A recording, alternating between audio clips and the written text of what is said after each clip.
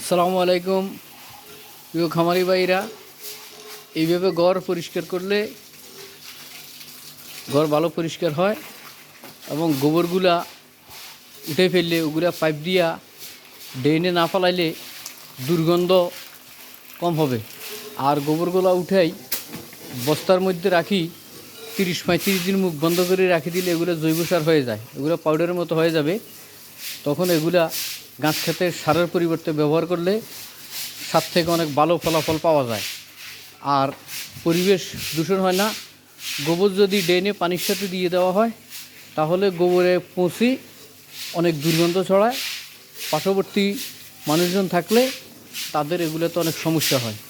তাই গোবরগুলো উঠে ফেললে আমাদের দুইটা কাজে লাগে। এক, আমাদের সারের চাহিদা মিটে; দুই, আমরা দুর্গন্ধ থেকে মুক্ত থাকি। এভাবে কাজ করলে আশা করি ভালো ফল পাবে ইনশাল্লাহ।